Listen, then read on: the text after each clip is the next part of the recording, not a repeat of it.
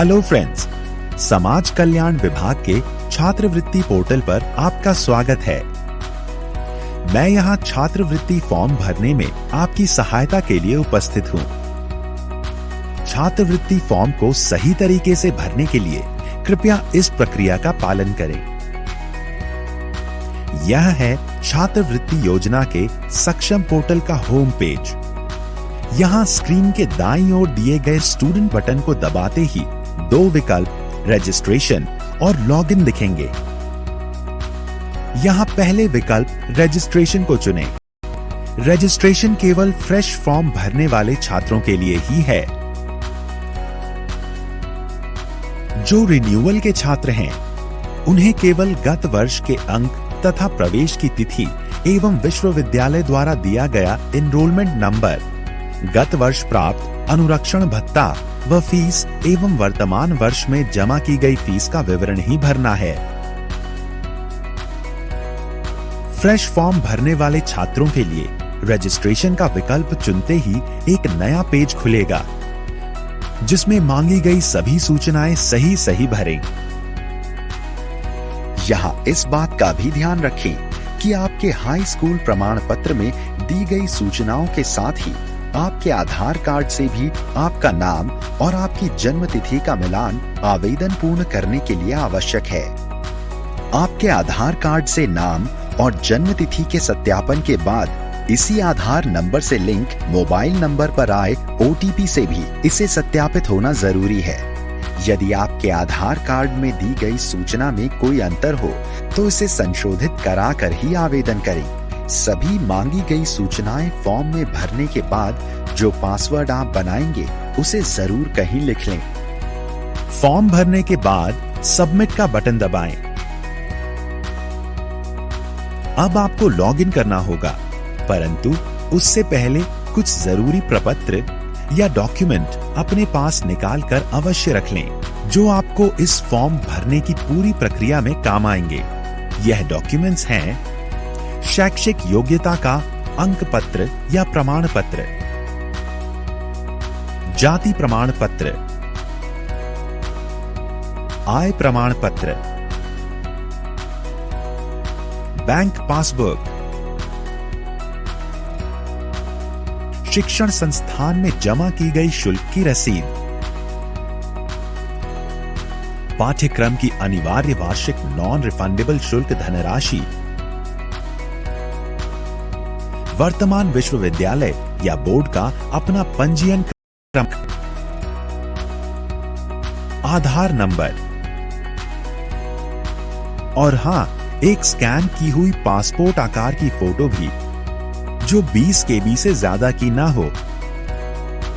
अब लॉगिन करने के लिए पुनः होम पेज पर जाएं और स्टूडेंट वाले बटन के अंदर जाकर दूसरे विकल्प लॉगिन को चुनें। ध्यान रहे, लॉगिन उसी रजिस्ट्रेशन नंबर और अपने बनाए पासवर्ड से करें जो आपने रजिस्ट्रेशन करते समय लिखा था।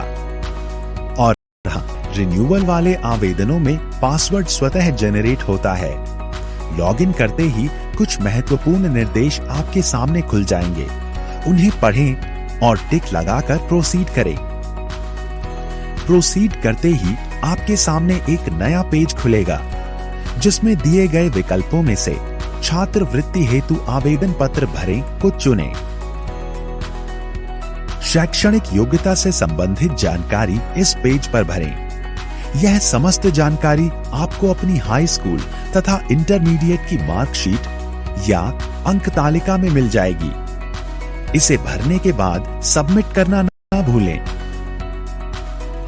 इस नए पेज पर आपको अपनी निजी जानकारी भरनी है, जैसे उपजाति, पता इत्यादि। उपजाति या सब कास्ट भरते समय विशेष ध्यान रखें। समस्त सूचनाएं भरकर इसे भी अपडेट करें। अब इस नए खुले पेज पर मांगी गई जानकारी जैसे जाति व आय से संबंधित सूचनाएं अपनी जाति प्रमाण पत्र का क्रमांक व आवेदन पत्र क्रमांक एवं आय प्रमाण पत्र का क्रमांक व आवेदन पत्र क्रमांक देखकर सही भरें। इसे अपडेट करते ही हम बैंक से संबंधित मांगी गई सूचनाओं के पेज पर पहुंचेंगे। इन सूचनाओं को भरने के लिए अपनी बैंक पासबुक की मदद लें तथा जनपद, बैंक का नाम व बैंक शाखा का नाम सही सही सेलेक्ट करें तथा खाता नंबर ध्यानपूर्वक सही सही भरें।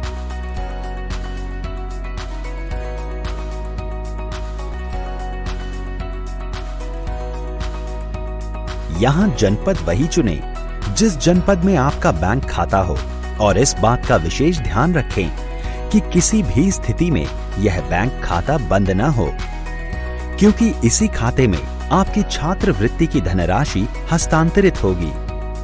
अब इस पेज को पूरा भरने के बाद अपडेट करें। अब हम शुल्क संबंधित विवरण भरने वाले पेज पर हैं।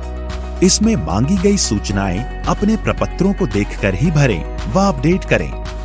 हम अपने गत वर्ष का विवरण भरने एक नए पेज पर आ गए हैं। यह सूचनाएं भी अपनी मार्कशीट या अंक तालिका देखकर भरें और पुनः अपडेट करें।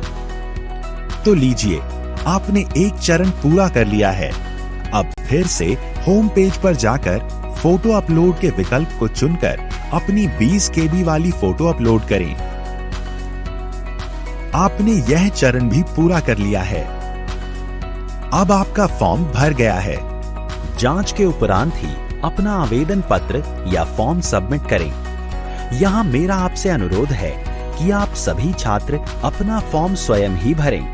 यदि किसी अन्य माध्यम द्वारा फॉर्म भरवा रहे हैं तो सभी प्रविष्टियां भरवाने के बाद स्वयं जांच लें और फॉर्म भर जाने के बाद प्रयुक्त हुई सूचनाएं व अपना पासवर्ड अपने पास ही सुरक्षित रखें।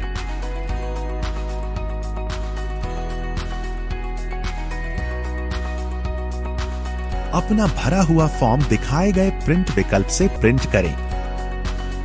कतिपय त्रुटियों के बारे में स्क्रूटिनी के उपरांत यदि कोई कमी है तो 3 दिन के अंदर इसी पोर्टल पर आकर फॉर्म संशोधन के विकल्प में जाकर संशोधित करें। अब अपनी संस्था के लिए फॉर्म का एक फाइनल प्रिंट निकालें।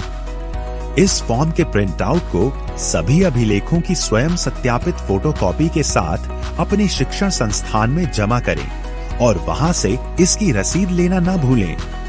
आशा करता हूं इस जानकारी से आपको फॉर्म भरने में मदद मिली होगी।